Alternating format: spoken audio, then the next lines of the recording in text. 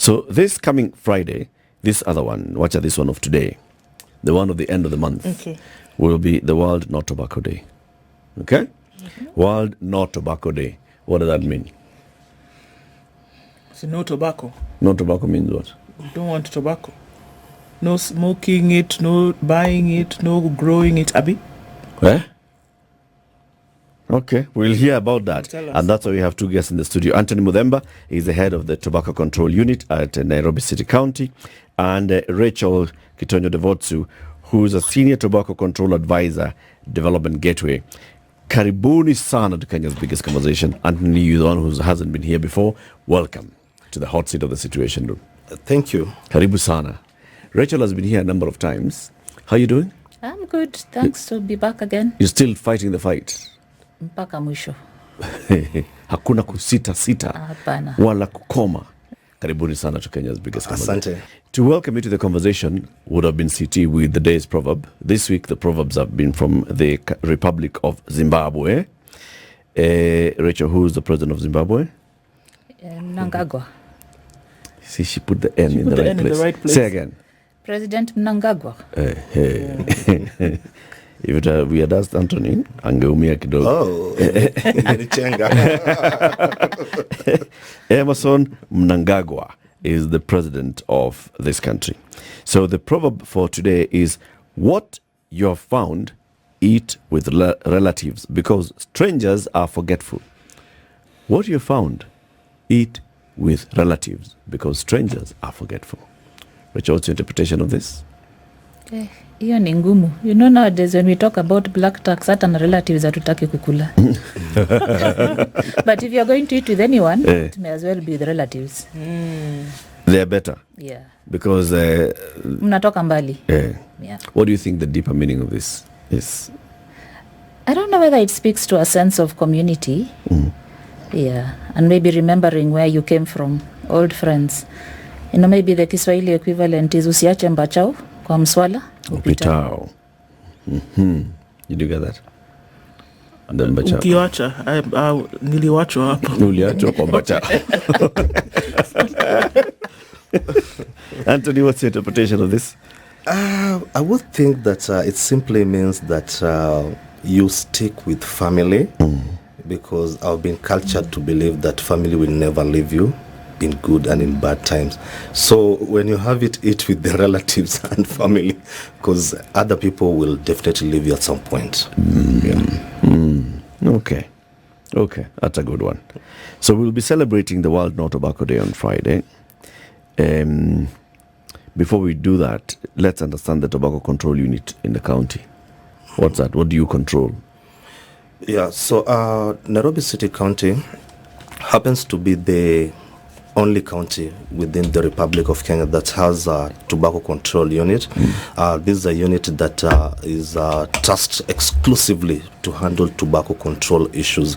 And when you're talking about tobacco control, we're simply talking about the strategies that are employed to control supply and demand of tobacco products and other related products. So Tobacco Control Unit of Nairobi County was started way back in 2010. I happen to be the person who started the unit from scratch. It has grown to be an independent unit within the Directorate of Environmental Health. So what happens is that we work in liaison with the Ministry of Health in terms of tobacco control issues. And our core mandate are two. One is sensitization of the general public in regards to the dangers of tobacco use, that is health effects, environmental effects, and socioeconomic effects. And we're also tasked with the enforcement of the tobacco control laws in Kenya. As you know, Kenya has most of the progressive tobacco control laws in this region, and is also respected under the WHO countries that are member parties of the FCTC. So the core mandate is sensitization and enforcement. Okay. You'll tell us more about this as we continue the conversation. So on Friday, the world marks the No Tobacco Day, and like Ndu had asked, so what does that mean? Does that mean no growing of tobacco on the day, no harvesting of tobacco, no sale of tobacco products. What does No Tobacco Day mean, Rachel? So the day started first to create awareness, as Muthemba said, about the dangers of tobacco use. And because the goal is we would want to go down to 0% prevalence eventually, that's where the no smoking comes in. So we would want smokers to quit smoking. We would want non-smokers not to start. And then especially would also want to protect non-smokers from secondhand smoke. So the No Tobacco Day is when the whole world gets together to get this message across. Normally there is a theme for each year, and it depends on what is happening globally. So the theme for this year is protecting children from industry interference. And this has come up because as smoking prevalence globally is dropping, the tobacco industry has to recruit new customers. So this is a product that kills 50% of its users, and therefore there's need for replacement users. And the replacement is our children and our young people. And so these young people need to be protected, especially from industry marketing tactics, from new products, because we now have a new generation that are called novel products. So we have got things like e-cigarettes and vapes. And so the focus of this year's World No Tobacco Day is how can we protect children and young people from being attracted into a lifelong addiction. Yeah. But then you say no tobacco, not no smoking. Why are we not having a conversation about stopping the production or the growing of tobacco? So last year we were here again, and last year's theme centered around the growing, and the theme was actually we don't want tobacco, we want food. And so there are already efforts, particularly in Kenya. Kenya won a World No Tobacco Day award last year for our alternative cropping project. So we are trying to get farmers off growing. We are having very good success in Kenya. We currently have 3,000 farmers who've been enrolled and have transitioned out. We have about another 25,000 farmers to go, but we are doing well. So part of the no tobacco is to gradually phase out growing. The other bit is then to get smokers to stop smoking, and eventually then to basically reduce prevalence down to zero. We talk about the prevalence of tobacco use around the world dropping. What do those numbers look like in Kenya right now? So based on the latest survey that we have, which was done in 2022, so we've got two. We've got the Kenya Demographic and Health Survey, 2022, and then we've got the Tobacco and Alcohol, Drug, Substance Abuse Survey, TADSAS, also 2022. So overall, national prevalence is hovering between 9 and 10%. This is adults, aged 15 to 65. And we obviously have got more men smoking than women. So male smoking is between 14 and 16%. Female smoking ranges between 0 to 4%, depending on the survey. At the young people level, we have about 3.4% of young people aged 15 to 24 who are currently tobacco users. Well, let me call them tobacco product users because there's a wide range of products. And then we have 7.3% who've ever tried a product. So even though the percentages are dropping, I think the scary thing is because population is also growing. So that percentage is a percentage of the overall population. So in terms of the absolute number of smokers, we have dropped from 2.5 million smokers to 2.3 million smokers. So the percentage drop looks really big, from male smoking of 23% to 14%. But in terms of absolute numbers, we still have 2.3 million people who are using tobacco products. And what that translates into in terms of health. And so when you look at what tobacco-related illness costs the economy, and when I talk about tobacco-related illness, you're talking about cancers, you're talking about cardiovascular disease, you're talking about chronic respiratory illnesses like COPD, bronchitis, pneumonia, you're talking about diabetes, you're talking about tuberculosis. All of this currently in 2022 costs the Kenyan economy between 544 and 768 million US dollars. So this is composed of treatment costs directly to hospitals, and then absenteeism, productivity losses, early mortality. So that is really the problem, and that's why when we are saying World No Tobacco Day, and not just the day which is on Friday, but generally the whole year round, what Muthemba and others in government are constantly trying to do is then to bring these numbers down. So what do some of those efforts look like from the county perspective, or even then looking at a national perspective, what do some of those efforts look like when it comes to reducing the use of tobacco? Yeah, from the county's perspective is one, protecting the population from secondhand smoke. That is ensuring that smoking is regulated in public spaces. Also in terms of enforcing, trying to ensure that accessibility to these tobacco products is controlled. That is ensuring that tobacco products are not accessed by minors. Also in terms of ensuring that the tobacco products that are being sold out there adhere with the provisions of the graphical health warning, so that any person who would use that kind of product, they are able to be informed about the health dangers of this kind of products. In regards to this, we are cognizant of the accelerated uptake of other tobacco products, because we're no longer talking just about the conventional cigarette. We're talking about consumption of tobacco products in general. There's the uptake of the what we call the novel tobacco products, and we are really emphasizing on this in terms of enforcement, just to ensure that when our officers go to the points of sales, they are able to get these products out of the market. So in general, is control of the supply and demand, and the sensitization in terms of the dangers, because we are cognizant that when the public is aware about the dangers, then it means that the uptake will be controlled. Okay, so in terms of that enforcement, we have seen several raids by Kanjo, and they're raiding Shisha dens. Is this part of that, what you call enforcement? Yes. Actually, so why Shisha? So Shisha, the raids that have been happening about on Shisha, actually this goes way back from 2018. You remember the ban was imposed on Shisha in 2017, on 20th of December 2017, and since then Nairobi County actually has been in the forefront of enforcing the Shisha ban. And of course now the government has brought in other stakeholders, that is NACADA and the national government agencies in doing this. So the enforcement of Shisha seems to have been more accelerated because of the issues that come up with the Shisha consumption. We realized that way back, and the rationale that was used to ban Shisha was actually the products that were being consumed at the point of consumption. They were taken to lab analysis, and it was found that Shisha had narcotics.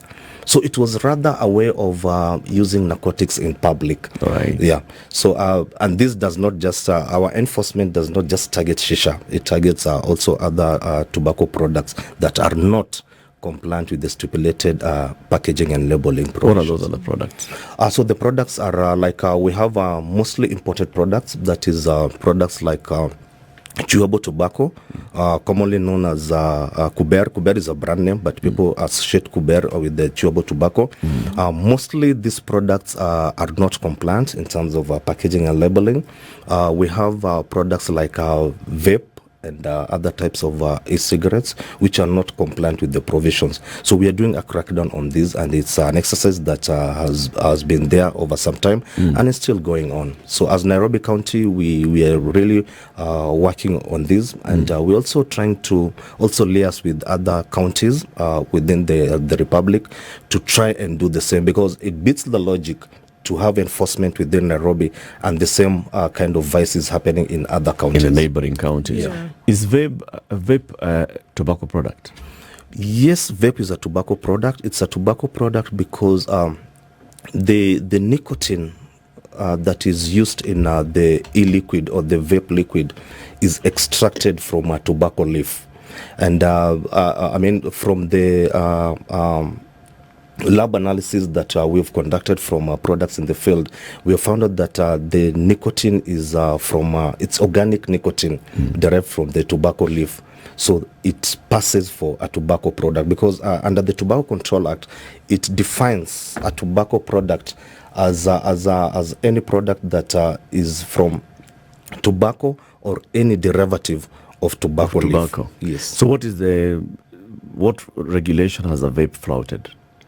So vape basically flouts the regulation of Section 21 of the Tobacco Control Act and Part 2 of the tobacco control regulations, that is between Section 3 and 7 in terms of packaging and labeling. Because vape products, as any other tobacco product, they're supposed to have the graphical health warnings and all other relevant information like country of origin and disclosure of the constituents. So in most cases, the vape products that we have in this country that are coming into this country flout the Section 21 provision of the Act. So it's because they do not have those warnings. They the do graphic not have warnings. Those warnings. Yes. They don't say the country of origin, Yes. and that's why you go then and say vapes should be off the market. Yes. Okay. Then there are other cigarette pouches, and you know them. They those pouches, not cigarette pouches, but tobacco pouches that are found in the market. You walk into a supermarket, into a pharmacy, and you'll find them. These brands. Yeah. You don't rate them. Why don't you? So that is also happening. We do rate them. These are the nicotine pouches under that category of, we call them modern oral tobacco products. Under that category, we have the nicotine pouches and snus. So these products also should have the graphical health warnings. So the ones that we've been reading are the ones that do not have graphical health warnings. And recently, as you all know, the Ministry of Health has removed a leading brand in the market which does not meet the provisions of the tobacco control regulations in regards to the provision of the graphical health warnings. So even these ones, we are still cracking down on them, but it becomes a challenge because some of these products get into the country through hand luggages. It's not like the government has an official inventory of the importers of these products, but even the ones who are registered to import these products, the government has cracked a whip on them. Okay. So if all these things had the graphic warnings and they had, labeling that indicates who the manufacturer is, their country of origin, all this, the date of manufacture, they'd be okay to be sold. They would be okay to be sold. However, how the tobacco products are supposed to be displayed at the point of sale is also controlled, because these products should not be displayed in a manner to create a promotion or curiosity among the people who are not users. So there's also another element of how they should be displayed. I mean, they should not, we term it as a promotion when you display these products. So they should be concealed, or rather sold in controlled areas. Like let's say if you walk into let's say a supermarket, you have a liquor area, they should be displayed there. I see. If I could add one thing, the other breach is happening of marketing. I mean, so we have a ban on tobacco advertising, promotion and sponsorship, and particularly in the online space, we are seeing a lot of advertising. So part of the reason why cigarette prevalence is going down is that you can no longer see billboards, you can no longer see the obvious advertising. Yet for these new products, they are now taking advantage of digital spaces. So we are seeing a lot of advertising on Facebook, on Twitter, on Instagram, and obviously the target is young people, the use of influencers. So the Tobacco Control Act bans all of that kind of behavior, but obviously the internet space is more complicated to enforce, and sometimes you're even looking at a cross-border advertising. So for example, when you get Kenyan influencers who go to Formula One in Abu Dhabi and are posing next to the car, so obviously looking very sexy, and they are holding a vape in their hands. Now that TikTok short video is made and is beamed out over TikTok, and then Kenyan youth are seeing it. So it's not just the packaging and labeling the graphic health warnings, it's what are the constituents. And so some of when they fail to declare what is inside, because even a bottle of water tells you what is inside, potassium, magnesium, whatever, and in what quantities. These products, the user is not knowing what they are getting. So if you look, for example, at Velo, it just says 1 dot, 2 dots, 3 dots. What's the consumer meant to interpret about those dots, about the amount of nicotine that they are getting, and the health impact of that? And then the final place is taxes.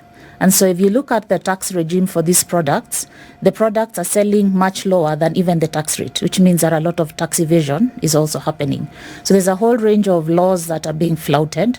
And so KRA, for example, with regard to e-cigarettes and to nicotine pouches, because e-cigarettes is both the liquid plus the gadget.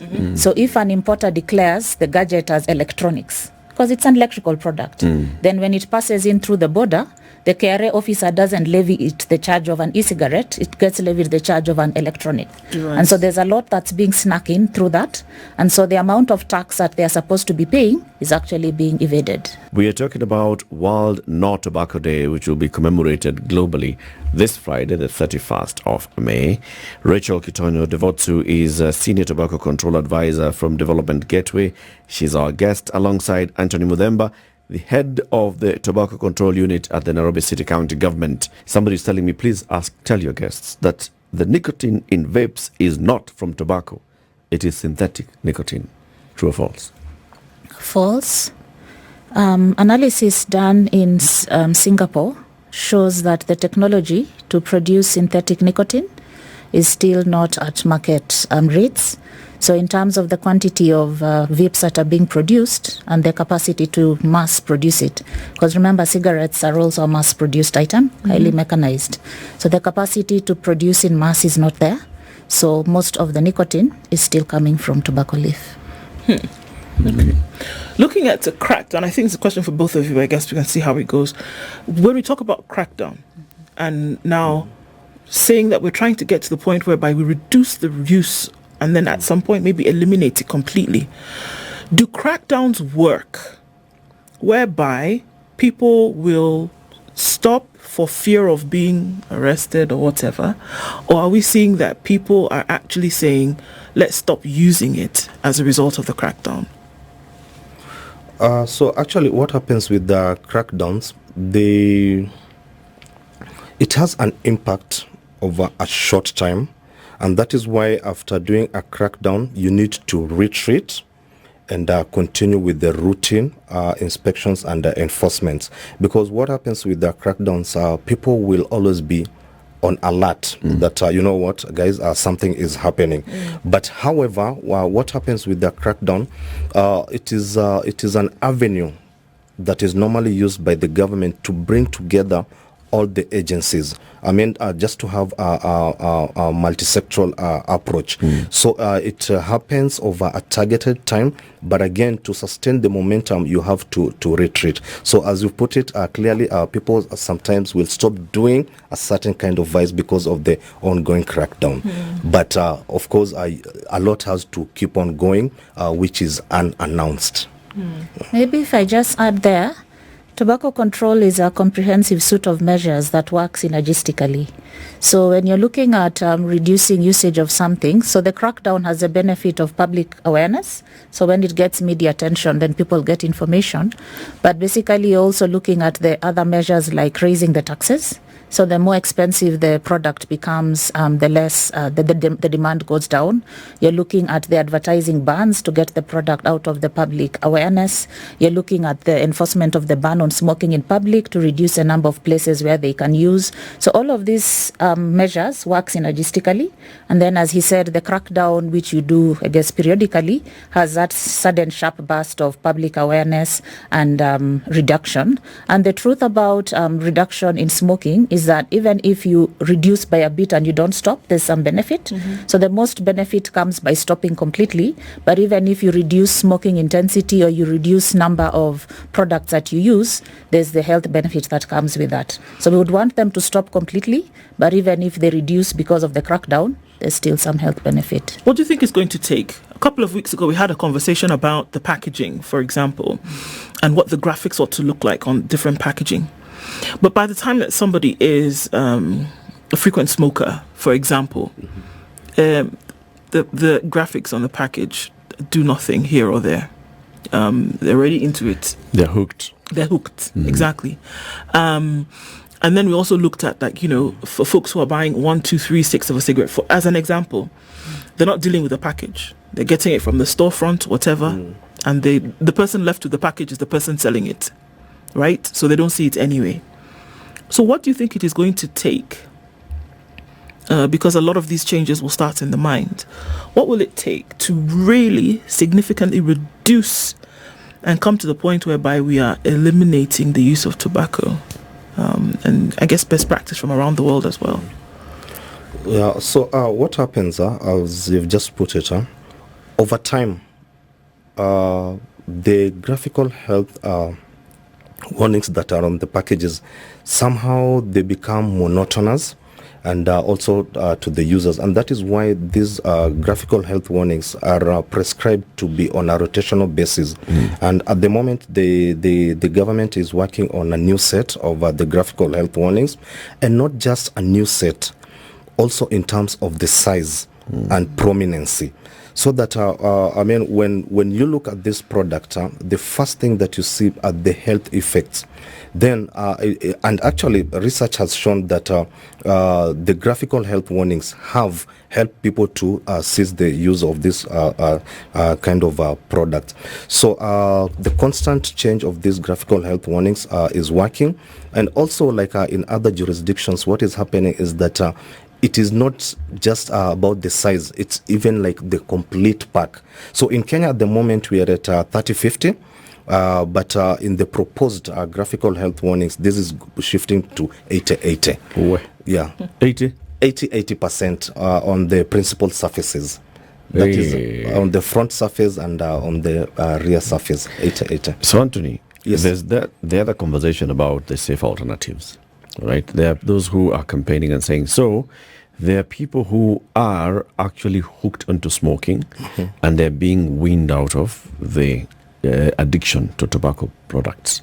So they're still being given tobacco products, and then they're being taken out of tobacco products. So you're used to this habit of just having something, in your hand, smoking it or inhaling or something. And so they're moving into those vapes in different quantities, in different concentrations, up to a point where maybe if you just have a cigarette, or just like having a pen on your hand and you're pretending to be smoking, but it's actually zero harm, right? And those campaigners are saying that the people who are on this journey ought to be considered, that they're actually on this journey of getting off.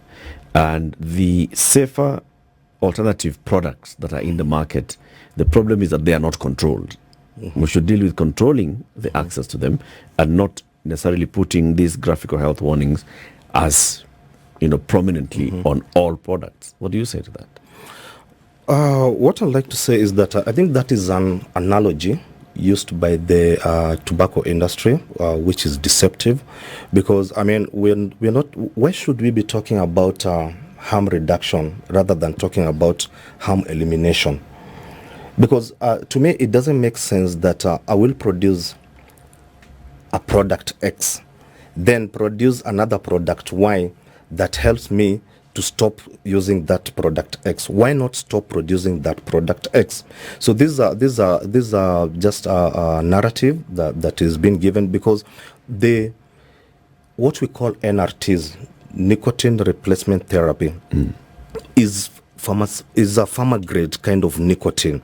Okay, and what happens is that it is administered from a certain level. You go down to a certain level, then you go down to still another level until you get wind of. But what the industry and the propagators of harm reduction are saying is that probably, let's say you are smoking and you start using the nicotine pouches. What it means is that you are starting from a certain level, going up to another level, because when you look at these nicotine pouches, they are dotted. Okay, they have dots in terms of strength. So there's a certain threshold. When you get used to that threshold, you go to another dot, another threshold. So it is actually a reverse way, and research has shown that most of these people end up becoming dual users of these products. So you're trying to stop smoking. Then you start using these other alternative products. At the end of the day, you consume all of them at the same time. Do you think they don't work? The harm reduction strategy cannot work. The thing to add is, because if you look at Velo, it's flavored. And when you're looking at some of the flavors, actually the tobacco industry has up to 15,000 flavors. So you've got flavors like cupcake and candy floss, Who's the target of that? That's not your father who's 55 and needs to stop smoking. He doesn't take cupcakes and berry. He's a sweet tooth. Yeah, so that's targeted at children. And we just looked at the prevalence statistics and said that the majority of tobacco users in Kenya are older. So we said adult men, 9%, young people, 3.4%. So who is berry blast targeting? It's not your father. It's targeting my child who thinks this is a sweet to get them hooked onto nicotine. So this is actually not harm reduction.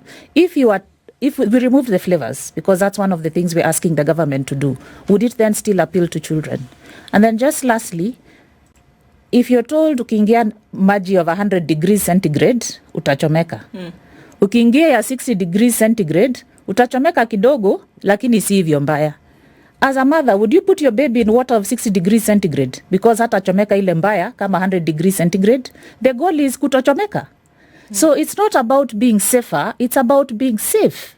And so as a mother, I've got 3 children. I don't want my child hooked on to nicotine because it's a safer way of getting nicotine than getting it through a cigarette. Rachel, you're conflating, I don't want my children. the issues. No, but are we not There's an talking issue about people of who are already addicted? Yeah, ensuring that your child does not start smoking, and that's where the tobacco control laws come in, to make sure that you control how this child will not get access to tobacco products. Yes. And then there's this 55-year-old mzee who has been smoking since they were 20. Yes. They're hooked onto this thing, and they're trying to stop. They've tried different ways of stopping, they've been unable to. And now this harm reduction alternatives come in, and they are taking them out of this. It's because it's nicotine replacement therapy. It's a therapy. So you're going through this therapy under the guide of a health professional. You just told me that you can buy this thing in the supermarket. Is the supermarket cashier a health professional? See, that's the thing now. How do we...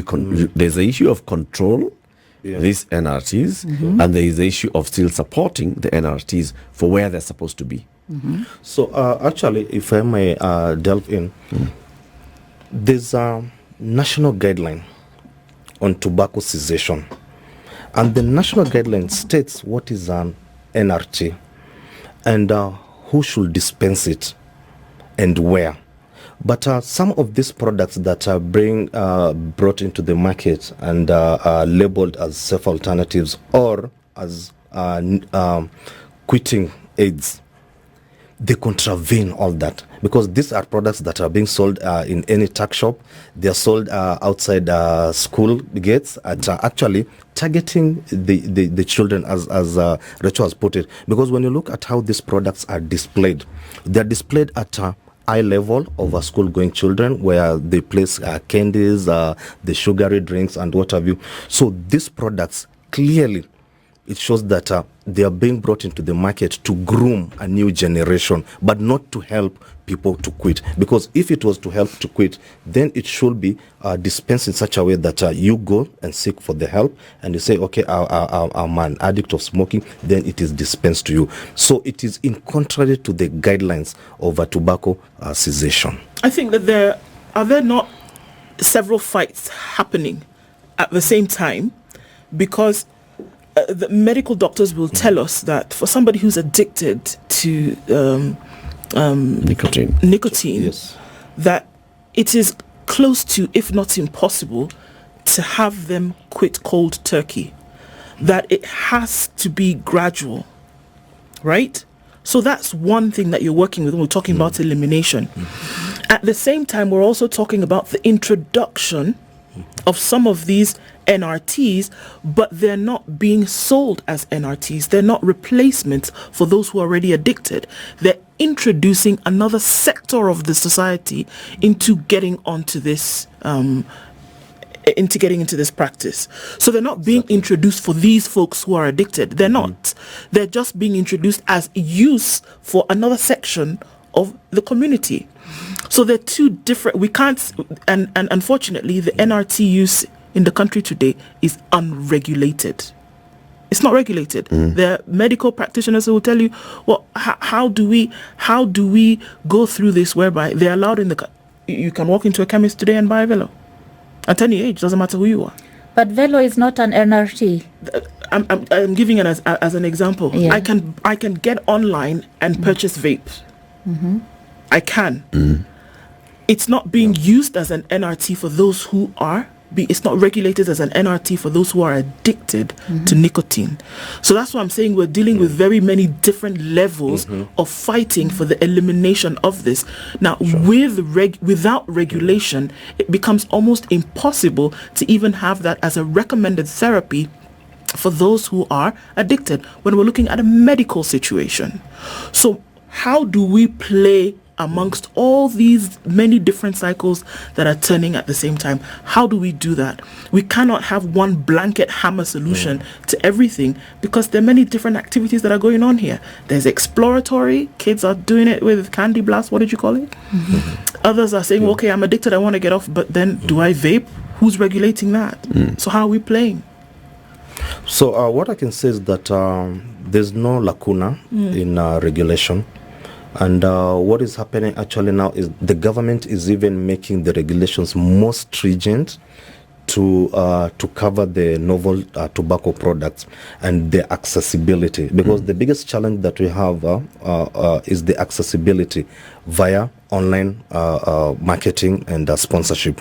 So as it is as of now, what we're talking about is that what we need is enforcement and more accelerated enforcement, even as we are looking at amending the laws to cover those other dynamics of online purchasing. Because I mean, when it comes to online purchasing, there's no age verification.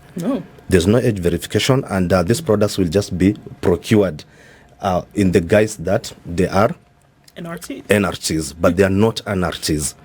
We have guidelines, clear guidelines on NRTs, and these products are not NRTs. Tobacco manufacturing companies are some of the biggest contributors to tax revenues for the government. So airtime and data consumption, number one. Alcohol and alcoholic beverages products, number two. Tobacco comes in very close there, even before banks and all these other things. Do you think the government would really want to put a tight leash on this industry? So first, to debunk that, the total contribution of tobacco in Kenya, all the way from growing to tax revenue, is approximately 3% of GDP. So I would hardly say it's the biggest, because GDP, if there's 100%, there's 97% that's coming from somewhere else. But you also have to counterbalance that with the figure I gave you, that out of that 3% to GDP that they are giving us, we are spending 544 million USD to deal with the effect of tobacco-related illness. So what you get with one hand, the research has shown, for every dollar we get from the industry, we spend 2 to 2.3 to deal with the consequences. So it's a net loss. So is that the view of the government or the view of advisors such as yourself? That's a view of the government. There's a report that we are launching this World No Tobacco Day on the economic costs of tobacco use. Okay. So then we have this big snake that bites our children, and we keep going to the snake to harvest antivenom so that we can treat the same children from the snake bites from the same. Why not just kill the snake? Why not ban growing tobacco in this country altogether? Before I answer that, just to echo on what Rachel has mentioned, you see, there's this another analogy, and it's a tobacco industry tactic: economic exaggeration.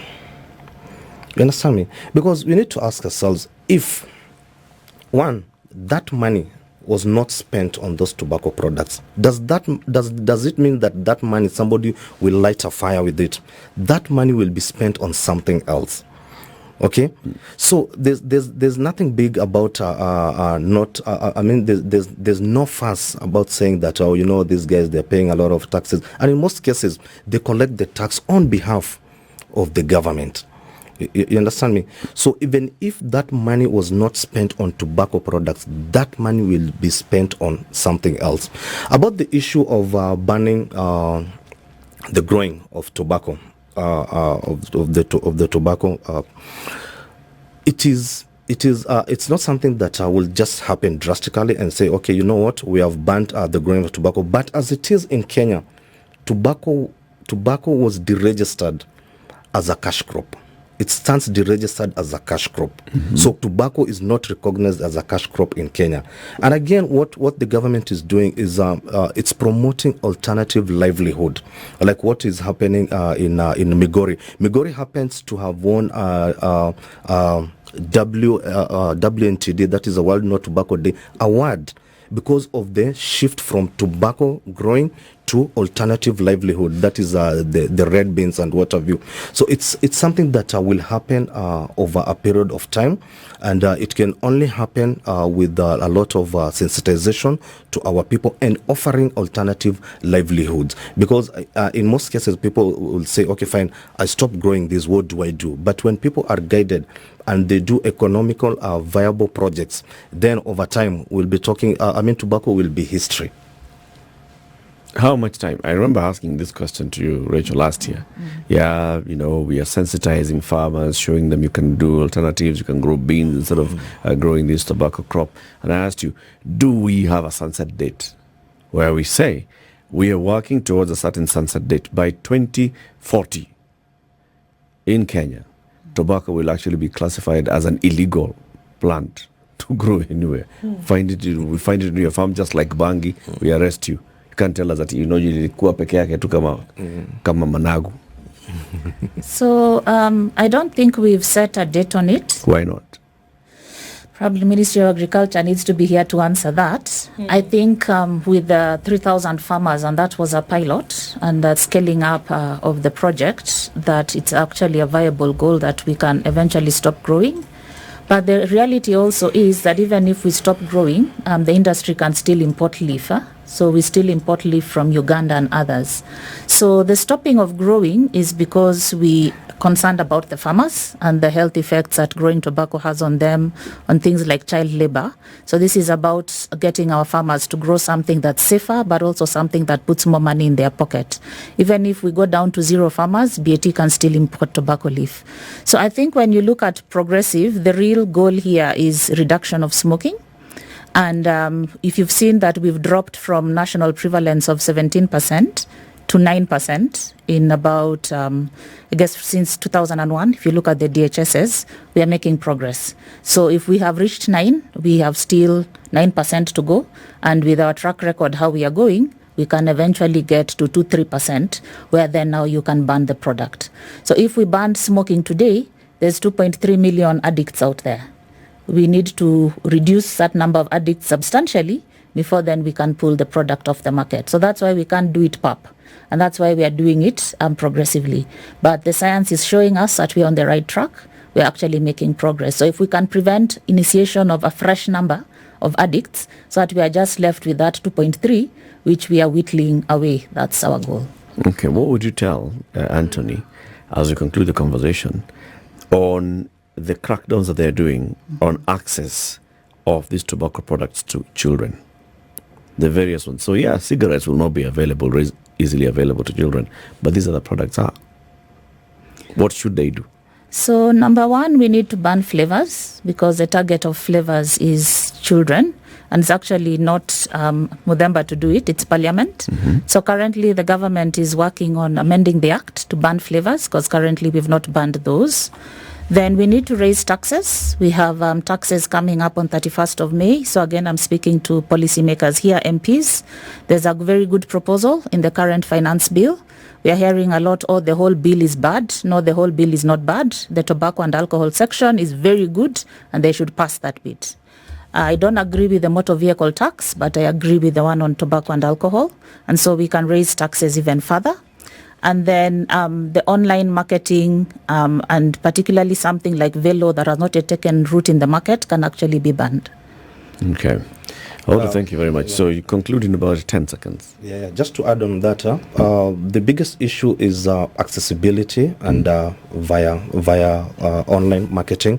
So what the government is doing is working with other agencies, particularly the Communications Authority, so that at times like when you log into, let's say, Facebook or Instagram or whatever, you type just a word tobacco, it gets flagged. So you're not able to access those online shops on those products. Anthony Muthemba, head of the Tobacco Control Unit at Nairobi City County Government, and Rachel Kitonyo-Devotsu, Senior Tobacco Control Advisor. Thank you for joining us. This is the Situation Room, the only way to start your day.